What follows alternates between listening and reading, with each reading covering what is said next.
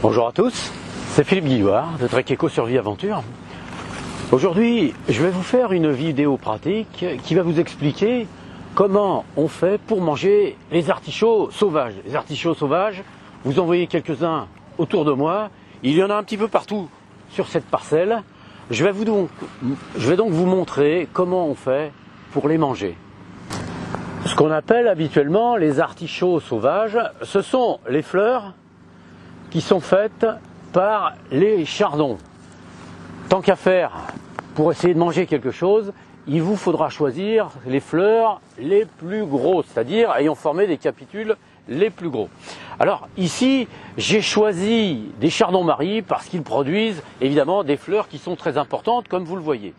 La première chose qu'il faudra évidemment faire aussi, ça sera vous munir de gants parce que ça pique, mais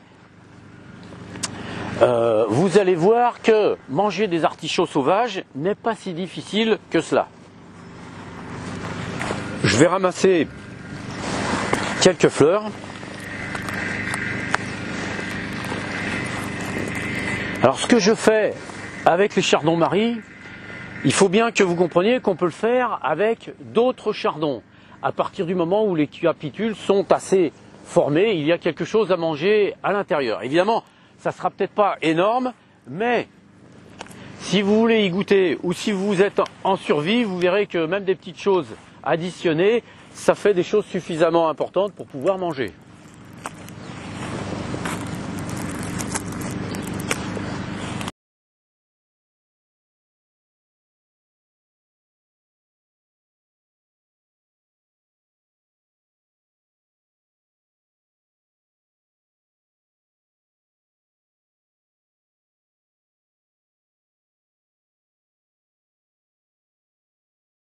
J'en ai ramassé, je vais dire une quinzaine, une vingtaine là, pour vous montrer comment on fait. C'est largement suffisant pour pouvoir manger quelque chose. Vous verrez que une fois qu'on les a préparés, on peut les mélanger à d'autres choses parce qu'évidemment, au niveau de la quantité, ça ne sera jamais autant qu'un artichaut tel que ceux qu'on peut acheter sur le marché. Mais vous allez voir, c'est assez facile à faire d'une part, c'est très plaisant à consommer et c'est excellent.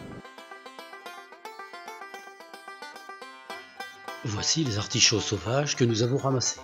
Pour rappel, ce sont les capitules de chardons-marie. À droite ici, un artichaut du marché. Si on observe comment sont faits ces capitules, nous avons en partant du haut la fleur, ensuite les soies qui sont raccordées aux graines. Les graines sont posées sur une substance blanche qui est une substance nutritive qui les aide à grossir. C'est cette partie que nous allons manger. Il faut les faire bouillir au minimum 1 heure, voire plus. Les voici servis maintenant, prêts à être mangés. Quand vous aurez cuit vos boutons, vos fleurs, choisissez des fleurs pas trop épanouies. Le plus possible en bouton. Si les fleurs commencent un peu à sortir, c'est pas grave. Mais il faut qu'elles soient le moins, le moins épanouies possible pour qu'il y ait le plus à manger dedans. Alors, une fois que vous les avez fait cuire, il faut les faire cuire largement une bonne heure, un petit peu plus peut-être. Vous les prenez et ensuite vous tirez sur les épines tout simplement. Un peu comme un artichaut, sauf que là, on va pas manger les feuilles, il y a quelque chose à manger sur les feuilles un petit peu, mais c'est pour pouvoir atteindre tout de suite le cœur de l'artichaut sauvage. Voilà, donc vous voyez.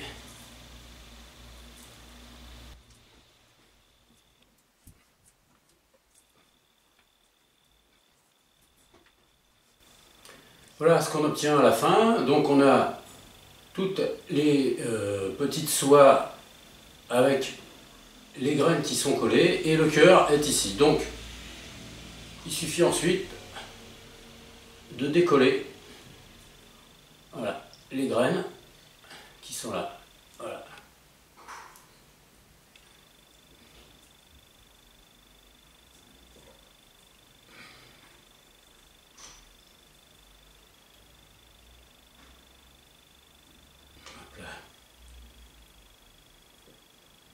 Voilà le cœur de l'artichaut sauvage. Il n'est pas très gros. Celui-là, je l'ai fait cuire hier matin, donc il a légèrement un petit peu noirci. Voici une petite. Vous voyez, il n'est pas bien gros celui-là. Mais tous les deux se mangent. Hein. Voilà. Je vais tous les éplucher et puis maintenant je vais les manger. Voilà pour ce qui concerne la façon de manger les artichauts sauvages, en tout cas les boutons d'artichauts sauvages.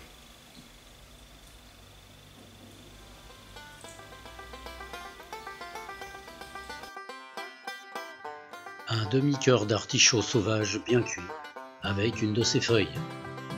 On voit bien la parenté avec les artichauts du marché.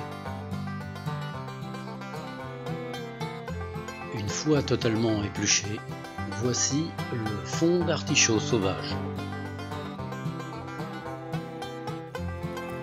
Et pour ceux qui n'ont pas bien vu comment éplucher un artichaut sauvage, voici un accéléré de la méthode.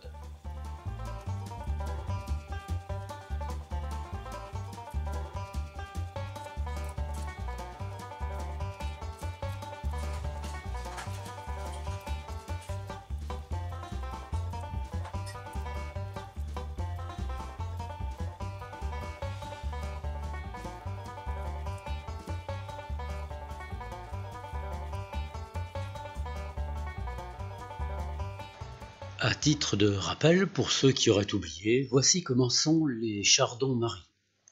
Des épines sur la tige, les feuilles sont épineuses aussi, avec des marbrures blanches. Et pour plus d'informations, référez-vous à la vidéo que j'ai faite sur les chardons-maries.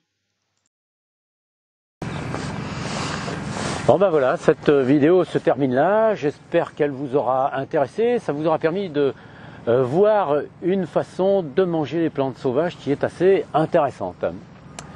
Dans une autre vidéo qui est en préparation, elle n'est pas tout à fait finie, je vous montrerai aussi comment on peut manger pratiquement toutes sortes de chardons, car les chardons se mangent. Vous n'aurez qu'à attendre un tout petit peu. Voilà. Eh bien écoutez, je vous dis à tous au revoir, et puis à bientôt dans une prochaine vidéo.